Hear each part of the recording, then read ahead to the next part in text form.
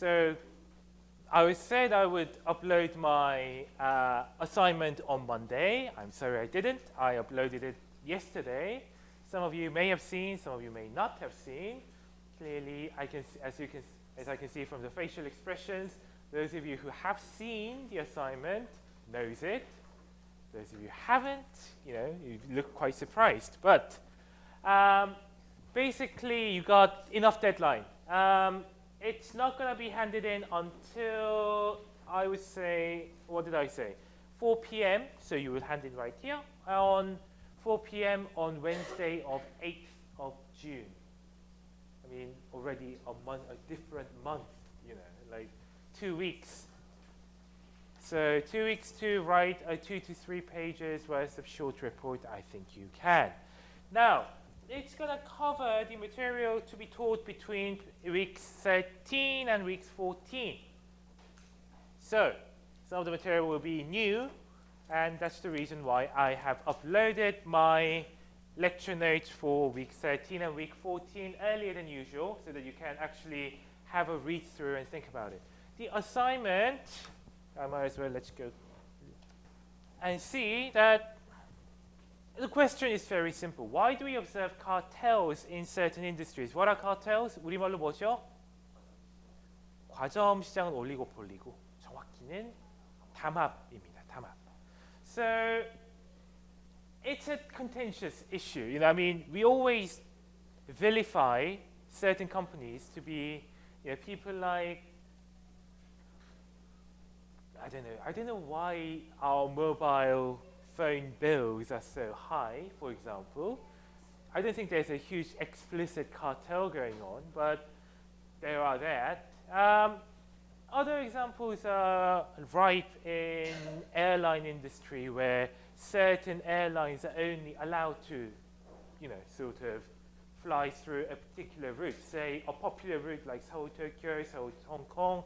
Those ones tend to be competitive, but cash cow long haul ones where you are restricted, like say Seoul, LA, Seoul, San Francisco, Seoul, New York, or something like that, they generally often see evidence of collusion and cartel. Collusion leads to cartel. And now that's the reason why it sort of brings in your knowledge of monopoly, and not the game, obviously, by the way, and oligopoly together. Yeah? There's a Korean version of that game there. So for Korean students, what I would ask you to do is go to website at our Fair Trading Commission or 공정거래위원회, and they make a regular press release on various cases. Okay? Read the press release first, then do your own research more on Naver or Google or whatever. Now I'm going to talk about the non-Korean students in a bit. And then, essentially, I would ask you to answer following questions. I mean, you don't have to include everything, but these are some of the issues that I would like to see. Don't think of this as if I don't write an answer to every question I haven't done. 이게 무슨 꼭 다 해야 되는 체크리스트가 아니라 여러분들이 좀 리포트에서 좀 생각했으면 좋겠는 리스트예요. So this is something for you to think about, these questions. The first question is obvious. Why do firms decide to collude in this particular industry rather than compete? I mean, I just changed my home TV / internet / Wi-Fi / the whole package deal today, and that's a hugely price competitive industry. Like you get calls from KT, SKT, U+ every day saying 고객님 뭐 약정 기간 끝나가시는 걸로 알고 있습니다. How do they know that? First of all. Secondly, 고객님 지금 살고 계신 남산타운 앞. How do they know where I live? Like in Korea, privacy information is like really awful. So like I get all these advertising calls that change your internet deal from us to, I don't know, for UK case like Orange to Vodafone, and you're going to get this much detail, etc., etc. So there is a competitive industry. But other industries where you think, hang on, why do prices why are prices similar? You don't, by the way, you don't have to go to Fair Trading Commission for your case study. If you can think of a particular example close to your heart, for example, why have all the Chinese takeaway restaurants near my house all raise the price of 짜장면 and 짬뽕 by 1,000 won at the same time? 뭐 이런 것도 있을 수가 있겠죠. It's a valid example. If you can think of an example of collusion, you can. Otherwise, 공정거래위원회 is the place to go. Then, why do firms choose to collude? What are the characteristics in the industry that make competition difficult? In other words, why do firms get together rather than compete with each other? What is the problem? Collusion requires members' ability to punish each other. I'm going to talk about that in week 14. But cartel can only be maintained if no member cheats on all other cartel members. But monitoring cheating and punishing for cheating requires certain industry characteristics. You're going to learn about them. But my question is, do you think that condition was satisfied in that particular case that you're talking about? 제가 이 공정거래위원회에서 담합이라고 얘기한 이 산업이 실제로 그런 것 같나요, 아닌가요? Okay, that's another point for you to think about. In some cases, this isn't going to apply to all case studies.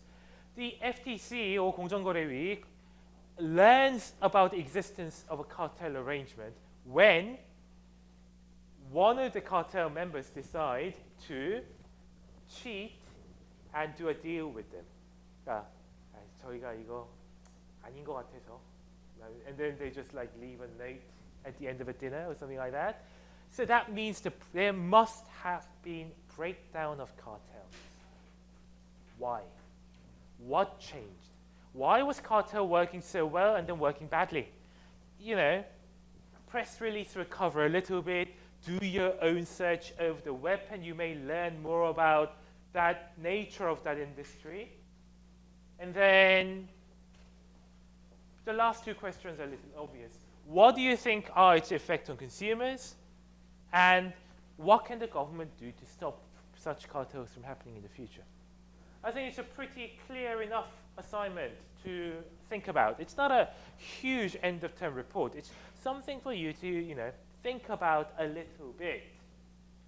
Obviously, even though you guys, I hope, now have basic communicative skills in Korean, I doubt that you'll be able to read a government document written in difficult Korean language, coming in from all weird civil servant speak, like 뭐뭐 할 것으로 사료되는 바, 뭐뭐 할.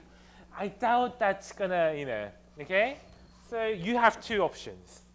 First, you can search. Most countries have own equivalent of Fair Trading Commission. You guys will have it in Denmark or in Brazil or Germany. German Competition Commission is incredibly strong. Do a lot of case studies well, by the way. They release, not sure about the other two countries as I don't know enough about them, but the thing is, you can visit your own country's office and learn more about them and answer the same question. Failing that, there's always the US. I've given you the link for the US Competition Commission. In their website search engine, search for price fixing or cartel or something, then you will get the answer. Okay? Anyway, so having said all that, the actual lecture material, the boring part. Yeah? We talked about how each of the firms' supply leads to industry supply. You just sum them up, okay? That's the short run. But I said, okay, short run's easy. Just to recap. Okay, who am I gonna pick?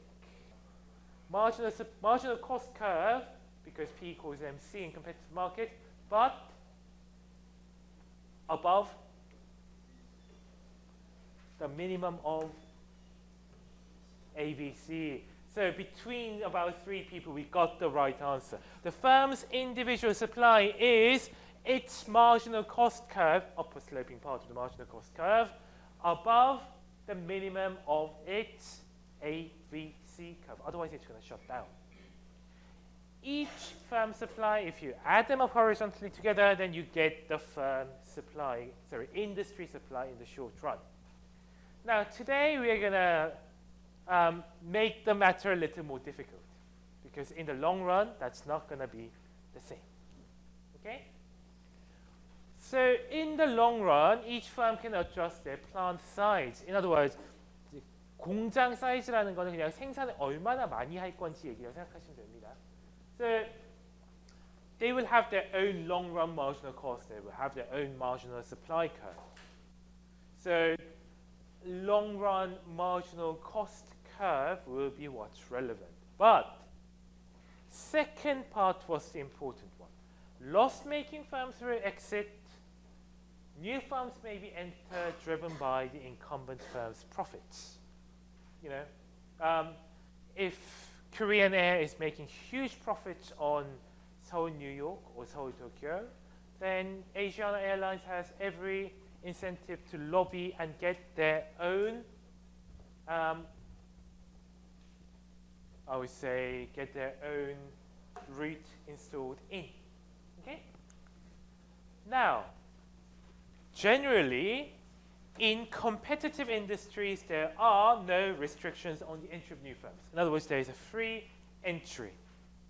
However,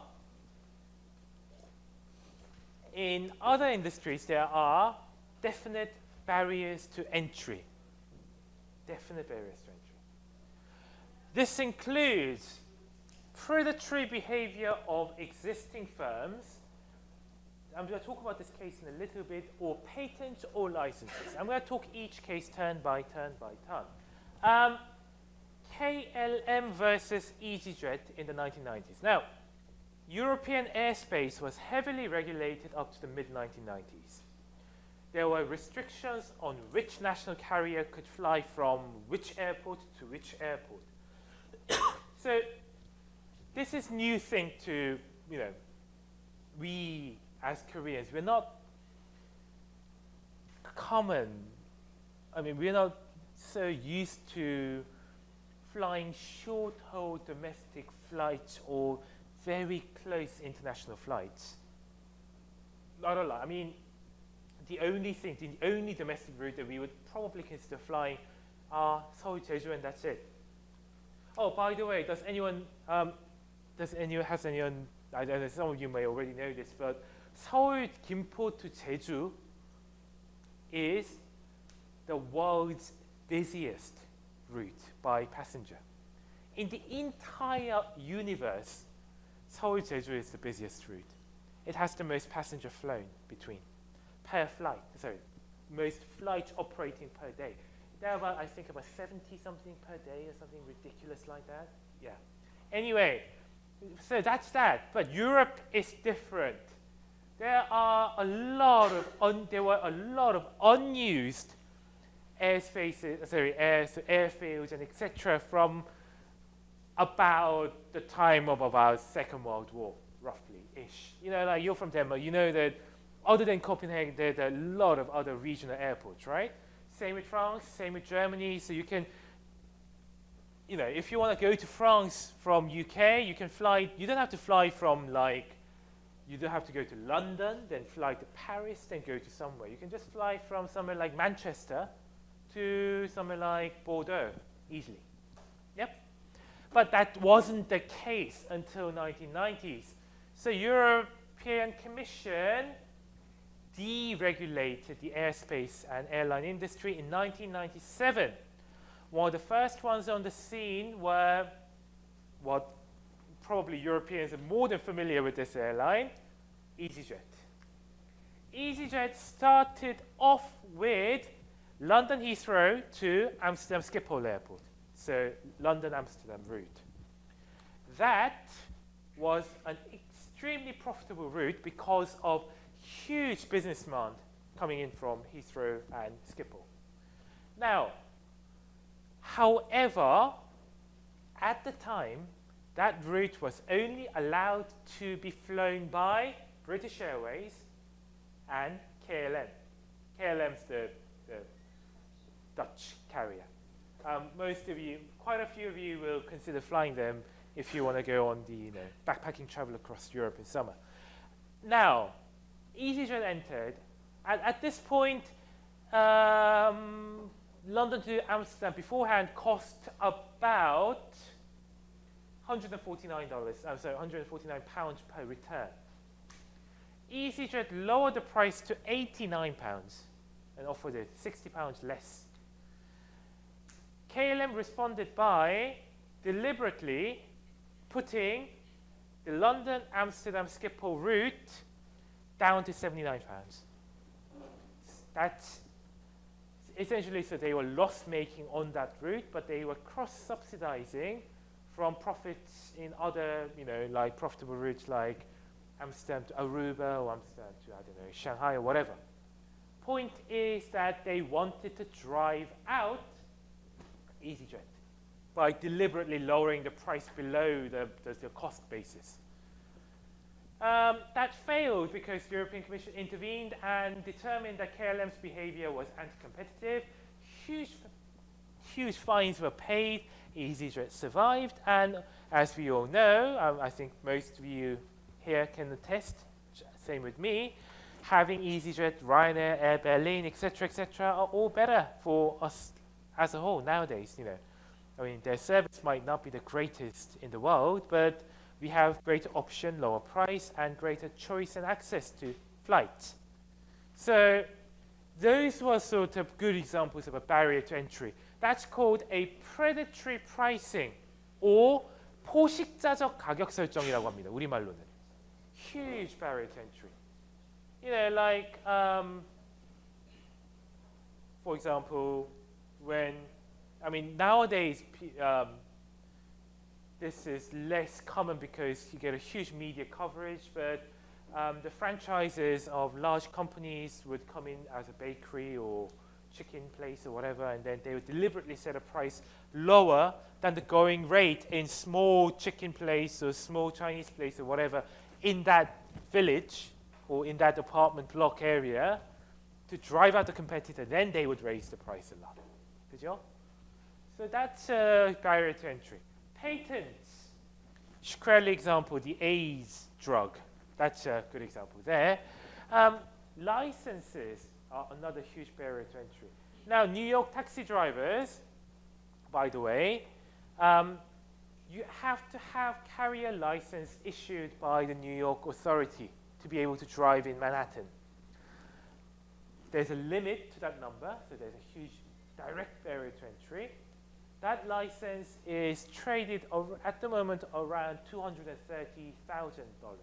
한 2억 5천에 거래됩니다. 그 라이센스가. But that seems like a huge money, but you can take a loan on that, and then you can resell it if you don't want to do the taxi business anymore. So it's not that huge deal. But certain industries have this sort of barrier to entry, and I think that's one thing that you have to also bear in mind when you do your assignment. Cartels will not be able to survive if other new firms come in, don't abide by the rules of the cartel, and just lower the price, right? The cozy, comfortable arrangements made in like sofas of some corporate board will not work if new firms come in easily. So cartels can actually survive better when entry is more difficult. Okay? So, what would happen if more firms enter the industry? What do you think? Obviously, the total amount produced will change, and along with the market price, right? So what would the final equilibrium look like? That's what I want to ask. So the concept of industry supply in the short run is very easy. It's just the sum of individual supply, and that's it. It's not straightforward in the long run because new firms can come in and go and in and out. That's the huge difference. Now, so suppose that there are 4 firms with identical long-run cost function. Okay? Identical, the same function. Okay? So like this.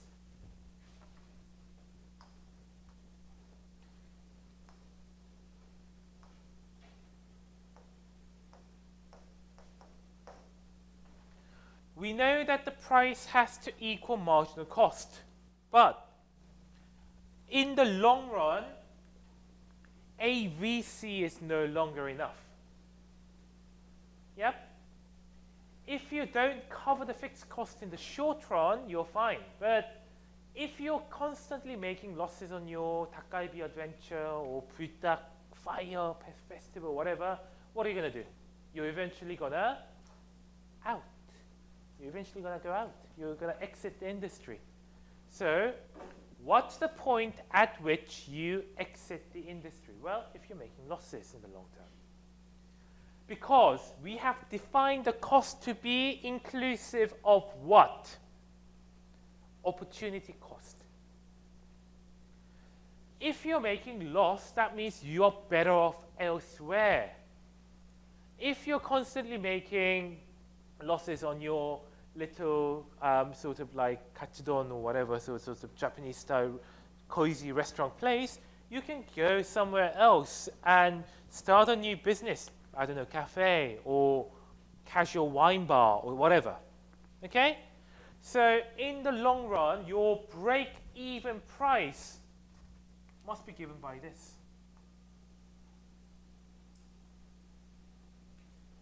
No one can force you to produce at an output below that point. If you're making this, hey, no, can't be bothered, I'm out. So long with the industry. Yep. So that's the break-even point that the firm must charge. Anywhere below it, it's going to be making losses, not just in the short run, that's to be expected under certain circumstances, but also in the long run.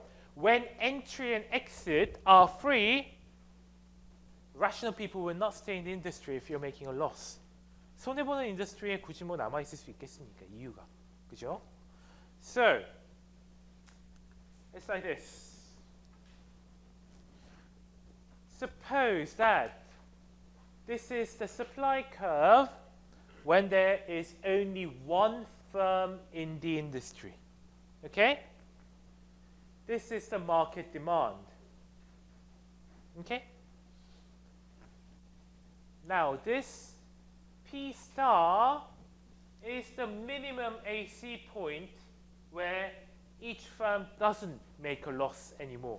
자, 여기 P star라는 게 어디입니까? 여기서 정확히 AC가 가장 미니마이즈 되는 지점이라고 했습니다. 그죠? Any price below this P star means the firm must be making a loss. To make matters simple, I'm assuming that each firm has exactly the same cost technology. Exactly the same. So that P star must always be the same for each and every firm. Okay? So, if only one firm is in the industry, that is way above P star. Chances are, what will the firm be making? Profit, right? Seeing that firm 1 is making a profit, what will firm 2 now do? 이문호 학생 어떻게 하겠어요? 현재 내가 그냥 바깥에서 기다리고 있는 사람이에요. 엄청 이윤을 많이 남기고 있어. 어떻게 하겠습니까? 그 인더스트리 들어가겠죠, 그죠? You're going to enter the industry as well. So this is a very Korean thing, by the way. We always have a wave of our taste changes so much. Now, going back to my sort of like middle school-ish days, around the time of 2002 World Cup, the World Cups in Korea, etc., suddenly out of nowhere, 찜닭. It's a sort of a Korean sort of, you might have had 찜닭, you might not have. It's a chicken dish, which is not fried, but like sort of slow cooked over. Became a huge hit. The early 찜닭 starting firms made huge profits. You know, 안동 찜닭, 봉수 찜닭, whatever. What did people do? you could see 찜닭 everywhere. Like every apartment had one, have a store. And then suddenly that wasn't a, class trendy thing to do anymore. What did we move on to? 찜닭 다음에 불닭이었죠. 불닭, so like 홍초 불닭, whatever. That became extremely popular. So people all migrated and moved on to it. And then people started making losses, so they sort of moved out.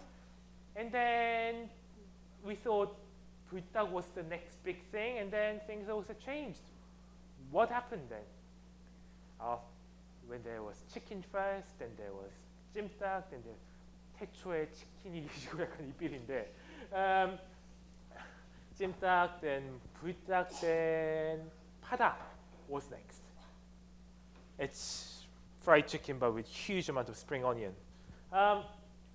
So that happened. The firms started making profit. New firms entered. Profits got away. So it's this process here. Supply curve 1 will not be a long-run equilibrium. Seeing you're making so much money out of 찜닭, I'm going in.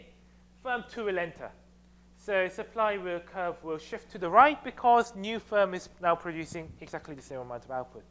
So at the same price, every amount will be multiplied by 2. Yep. So demand and supply will now meet at a lower price, but there's still a profit. What will firm 3 do? Enter. Yeah? Firm 3 enters. Firm 3 is making a profit, but what will firm 4 do?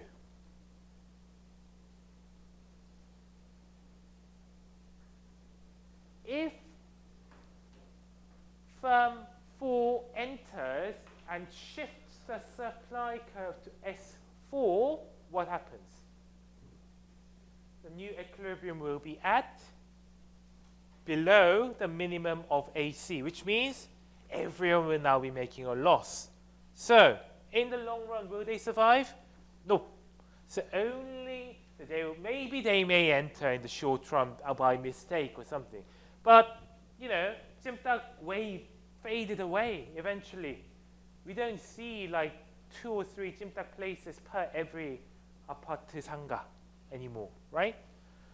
We have reached a long-run equilibrium where more or less every company that is remaining in the 찜닭, 파닭, 불닭, etc. industry is making just about the same normal profit.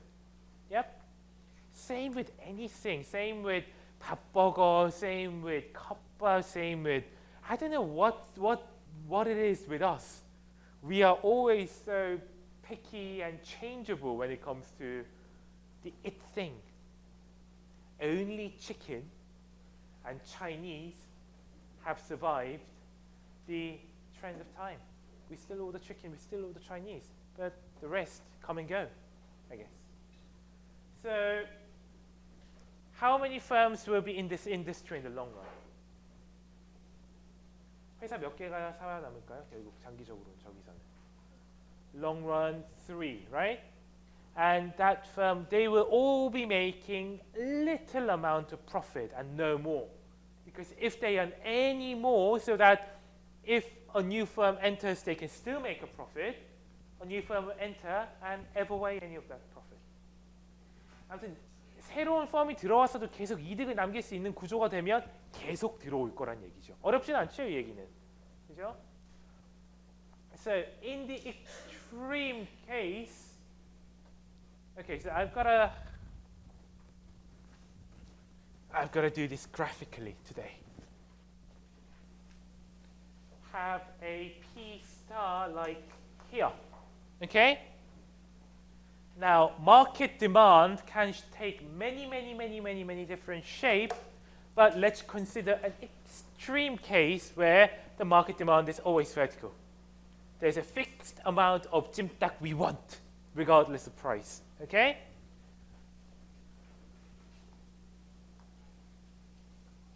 At this point, how many firms will be in the industry in the long run? One makes a profit, but if second firm enters, they make a loss. So 1.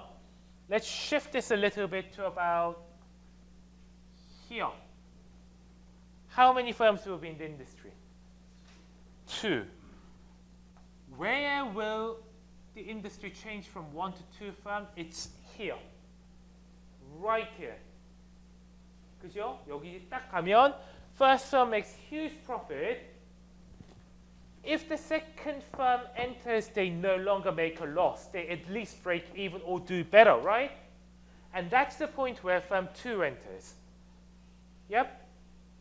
So, from the starting point until about here, only one firm will be in the industry, correct? But we're just going to drop down to the second firm at here, and then we have to follow the supply curve for the second firm.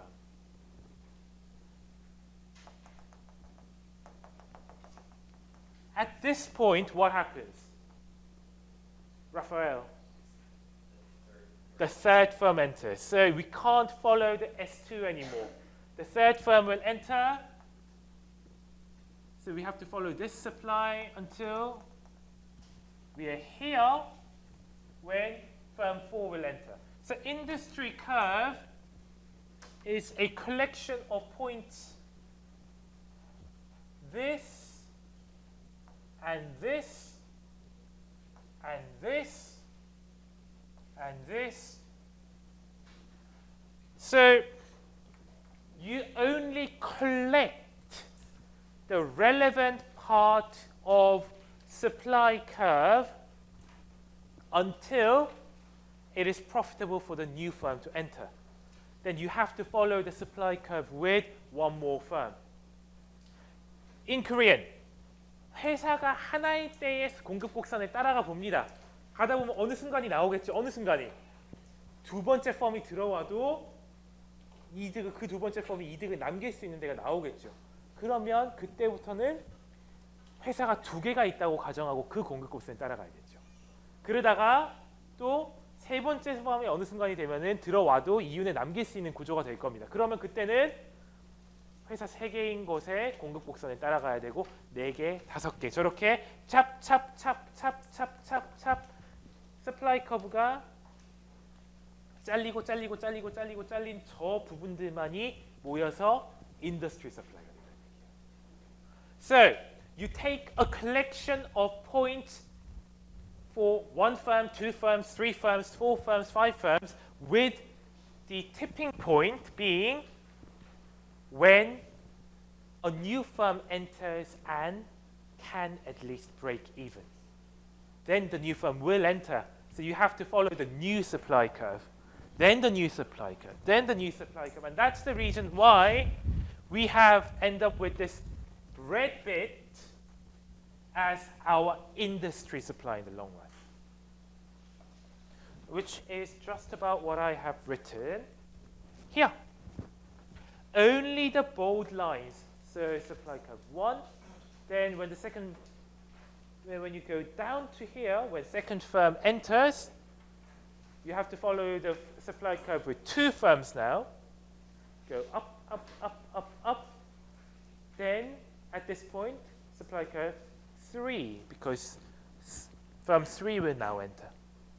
Then firm 4 will enter. Now, this is an important point, so let's stop here for a second. Does anyone have a question understanding this? 여기에 여러분들 이해 안 되시는 부분이 있습니까? 왜 저렇게 떨어지는지?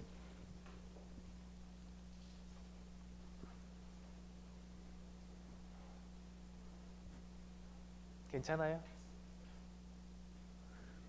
Obviously, if the market demand is downward sloping, then you're going to get like this, much shorter. And if it's like much gradual, then you're going to be like this, this, this, this. But let's just take an extreme case, and I'm concentrating only on the vertical demand. And that's only case that I'm going to ask you to consider in exam purpose. Okay? So that logic is something to start off with. 1 firm, 2 firms, 3 firms, 4 firms. Collect the points until it is profitable for the new firm to enter, move to the new supply curve, move to the new supply curve, move to the new supply curve. 1, 2, 3, 4, 5 firms, etc. So that's good, but that's only an approximation because in reality we have a lot more than 4 firms. So like the apple producers, rice producers, 뭐가 또 있을까? 요즘 우리 딸을 먹이려고 노력하고 있는 Spanish producers. I don't know why. It's just getting your children to eat vegetable is one of the hardest tasks of being a parent, by the way. So if there are a huge number of firms operating in a purely competitive market, the distance between these two are going to be what? Extremely small, right? You know, if it just changes a little bit, then new firm will enter. If it changes a little bit, new firm, new firm, new firm. So the picture's not going to be this apart, but it's going to be closer to something like this. So the situation that I'm thinking of is more or less this. 뭔가 이상한데. But do you see the point, right? It's never going to depart too far from P star. If you can think of each firm as a particle of a small firm, 진짜 모래사장의 모래같이 작은 펌이라고 생각을 하면, if they are continuum of it, in the limit, what will the industry curve look like? 박찬환 학생 어떨 것 같아요, 그러면? It's just gonna be that horizontal line at P star. Yep. If any firm generates any amount of positive profit, new firm will instantly enter and ebb it away. If a new firm enters, it's gonna also ebb it away. And that point, so in the long run, all this will be extremely close to each other, and for a purely competitive market, you can reasonably approximate it with flat industry supply curve. So the long run supply curve will look like just P star, just horizontal P star. If any firm is making any positive profit, someone is immediately going in to take it away. That's the sort of highly damaging part of pure competition from supplier's perspective.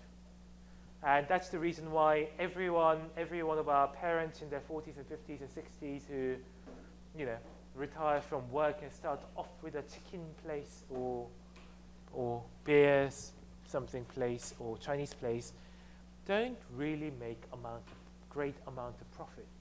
Because if they do, in that sort of a free, almost free entry environment, someone new will come in and take their profits away.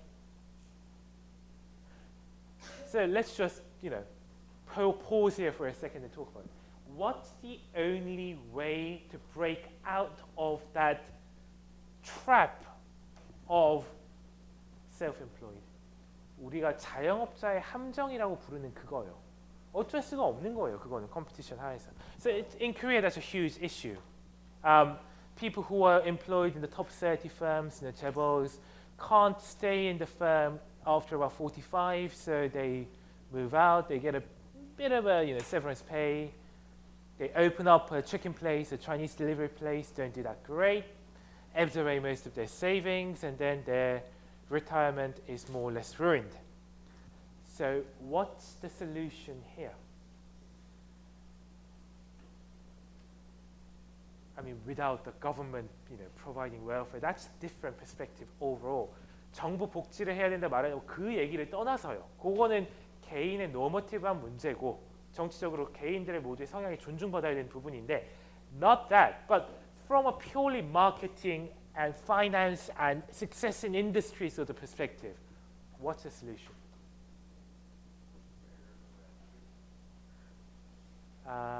That's not exactly what I'm driving at. Barrier to entry means, people, consumers are detrimental. They sort of are harmed to save the self-employed. Not all self-employed restaurants fail. We have 맛집, like there are certain places where you would queue hour and a half to eat just a bowl of cold wheat, the cold 냉면. Like we would queue over at 우레옥, 필동면옥, etc. We would queue for 45 minutes to eat a katsudon made somewhere. Or in the early days, when Hongdae 조폭떡볶이, that was the hot thing to do. Queues were huge. Why? Because people do not perceive that particular menu, that particular recipe to be identical to everyone else. Therein lies the key part to driving abnormal profit. Yeah, so like iPhone is no longer perceived to be that market leading, oh, I gotta have it because, I gotta look cool in my crew, yeah, exactly, that would be that. I mean, losing your differentiation, your product's differentiation edge, I'm suddenly sounding like a marketing professor here, but is essentially you ebbing away your market power and you exposing yourself to greater competition. The key to you being the only island, where else can you buy iPhone? Come to us. That was the Apple's motto. Where else can you buy 냉면 with this taste, this amazing balance of soup? Come to 필동면옥, come to 오장동. That's what makes a difference. And that's what the source of their abnormal profit comes from. Otherwise, you're the rest. You're one of the rest. If you're competing with everyone else, then your story is no different from theirs. You are the homogeneous product. So I think you can take a lot away from this. I mean,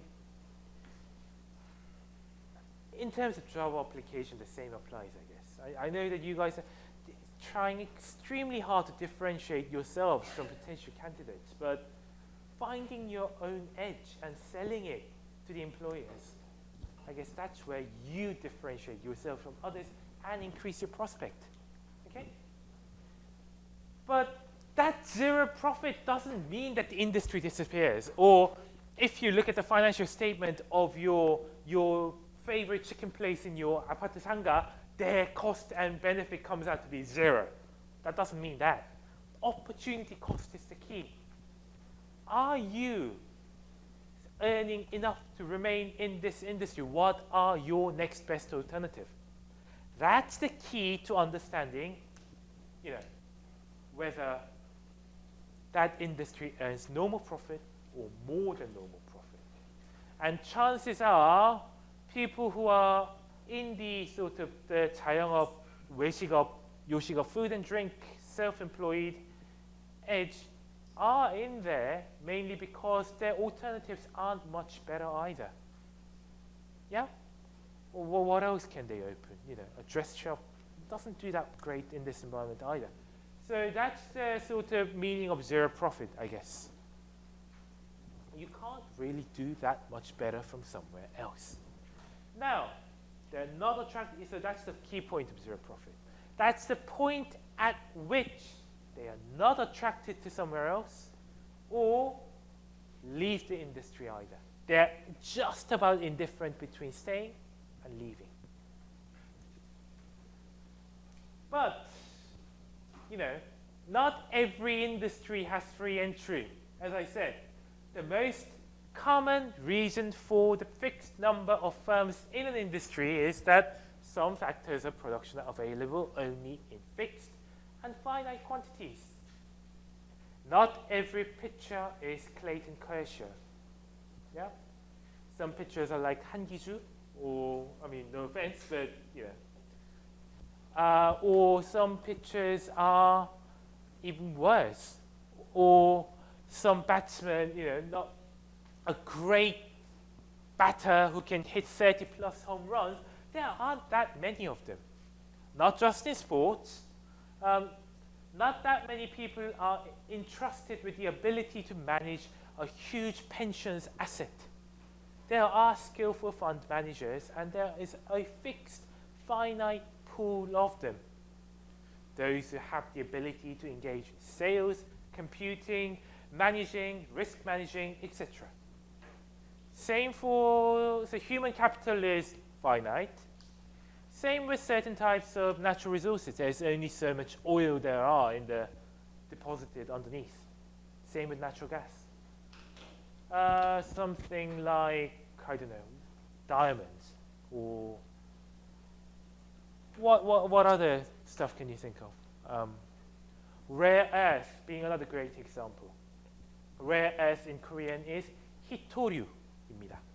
Some of you may have known this from the newspaper articles, but that's a great, a limited source of minerals that are crucial to smartphones and other electrical devices.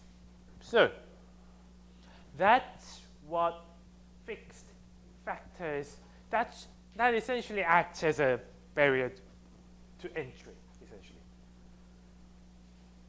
But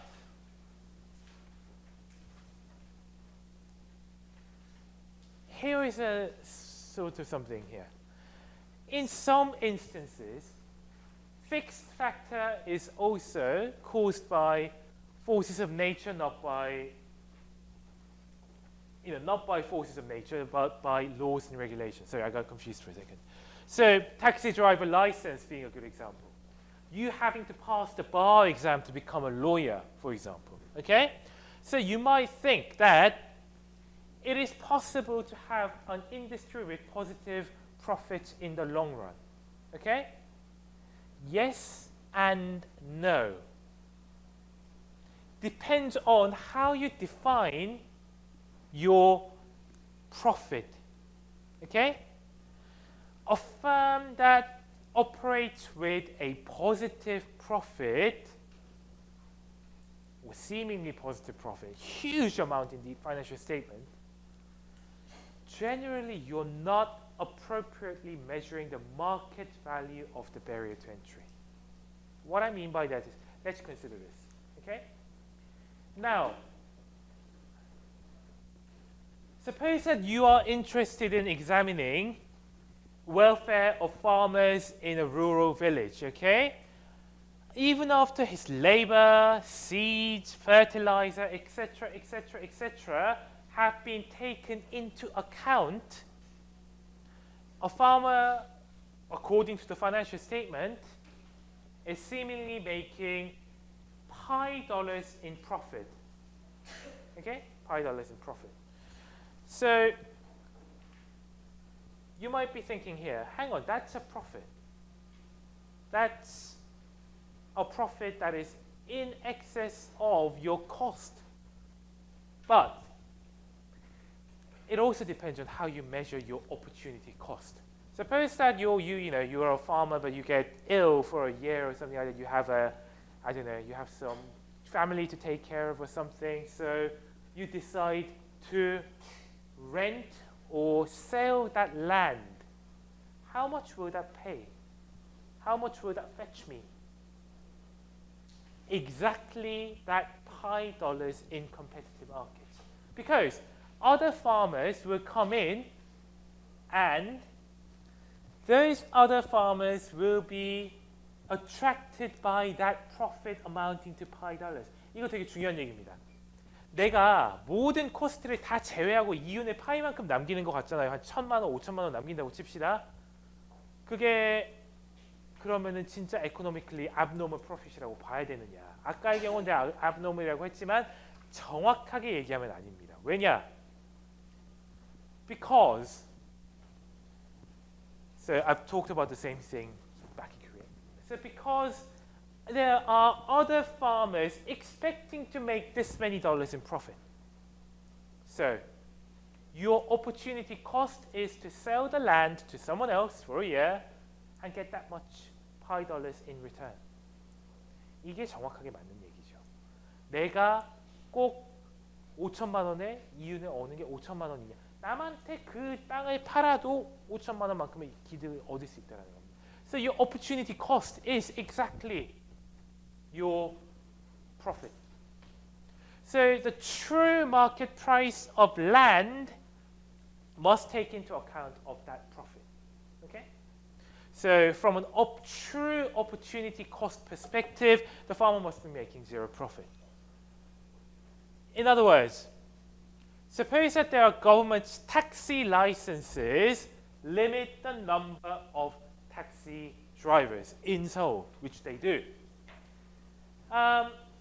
That barrier to entry, if there is a barrier to entry, there's always a price for that barrier to entry in a true competitive market. Taxi drivers buy and sell those licenses. Patents can be bought and sold. So every incumbent taxi driver always has that option. They hold an option of what? Selling the license to someone else. So their opportunity cost of making so many ones in profit is exactly selling that license to someone else. And the market price of that license will then therefore reflect that profit. Opportunity cost will take into account of the profit created by that barrier to entry. So from an economic perspective, that's still zero profit. 이게 0이라고 보는 게 맞다라는 견해가 있다라는 얘기입니다. 잠깐 요 얘기인데 한번 오늘은 여기서 끝낼 건데요. 견해가 있다라는 거예요. 진입장벽이라고 부르거든요. 이 barrier to entry를. 진입장벽이 있으면 그 진입장벽마다 진입장벽에 대한 가격이 있을 것이다. 예를 들어 특허로 인해서 진입장벽이 발생했다. 그러면 진입장벽이 싫으면 뭘 하면 돼요? 특허를 사면 되겠죠. 그러고 나 역시도 특허로 오는 이윤이 많아 보이지만 나의 그 특허로 인해서 얻는 이윤의 기회비용은 뭡니까? 특허 다른 사람한테 파는 거잖아요. 시장이 제대로 돌아간다면 그 가격은 내 지금 이윤을 완벽하게 반영을 해야 되겠지. 그러면 기회비용은 0이 돼야 맞다라는 얘기가 됩니다. 근데 there's a reason, however, why I used the word abnormal profit earlier. Because I don't buy this argument, I personally. That requires the market being competitive. The market having the ability to truly value the option of profit created by that barrier to entry. 모든 그 픽스 팩트하고 이코노믹 렌트도 걔들에 대한 프라이스가 있을 테니 그거를 다 take into account, 다 조정해주고 나면은 경제적인 이유는 0이 돼야 된다는 논리에 저는 동의를 못하는 게 the reason why I don't agree with the argument that every fixed factor, every barrier to entry will have its own price. So if competitively priced, you will always end up with zero profit. Is markets are not that competitive. Some barriers to entry cannot be bought or sold. I mean, diamond mines or stuff like that can be bought and sold. Lawyers, etc., etc. You know, you can lobby to change the law, but the option of the market being there is different from the market being able to competitively price it correctly. 안 맞아떨어진 경우 현실에 너무 많거든요. 2억에 사고서도 그 2억보다 더 많은 프로핏을 줄 수 있기에 보통 라이센스가 2억보다 더 올라가고 더 높이 거래되고 하는 경우도 많고 내 정치인들에게 로비하는 비용이 내가 얻을 수 있는 이득보다 훨씬 작은 경우도 많고요. So all the stuff that we hear in the newspaper about lobbying to change the law for a particular industry, lobbying price don't generally equal the exact amount of profits that they are expected to earn. So this argument critically rests on the assumption that the market is able to correctly value the economic rent of those barriers to entry. Yes, they do, but quite often they fail too. So, I mean, those of you who follow baseball will, know of many instances of a team overpaying at FA and that player being subsequently injured year after year after year, or doing incredibly badly after FA. Yeah? So, that economic rent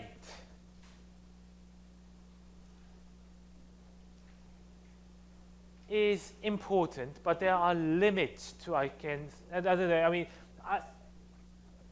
all this argument of if you take into account the economic rent, you get zero profit, I have some reservations about it myself. But in any case, this creates a huge political problem. Once the government creates artificial scarcity, it's very difficult to take it away. People engage in any sort of activity to keep that barrier to entry in there. Why do you think that getting a taxi at Gangnam Station on Friday is difficult? Because there are so many individual self-employed taxi drivers, 개인 택시분들, who are in their 50s, 60s, and 70s. I'm not saying that's a wrong thing to do. That's their right. But they are generally, tired, so they generally leave for home after 10 p.m., which means that there just simply aren't enough taxis at Gangnam, Shinsa, Apgujeong, or wherever. But simple solution would be for the government to increase the number of taxi licenses. That ebbs away their economic rent. You will not give that right up easily. You will picket, you will strike, you will lobby the government, you will engage in lobbying, legal activities, public relations, adverts, etc., to ensure that your stakes and interests remain where they are. That's called a rent-seeking behavior. Whether the market is correctly able to price the rent is one thing. Second, and more important thing, is that barrier to entry creates huge inefficiencies.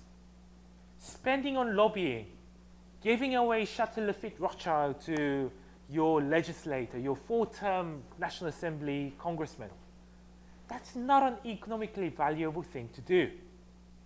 Rent-seeking activity is one of the most devastatingly bad reasons that destroy the economic potential of an economy. Needless to say. The amount spent in advertising a particular policy, all these interest groups, writing an ad, going on a strike, etc. They are all inefficiencies in the economy. I mean, they're part of democracy and they're part of our lives. We can't do anything about it. It doesn't mean that it's, an efficient outcome either. So barrier to entry creates economic rent. That economic rent creates people's incentive to do what? Defend their rent. So this is exactly the nice point to stop the lecture and talk about the extreme cases of barriers to entry on Friday, namely monopoly.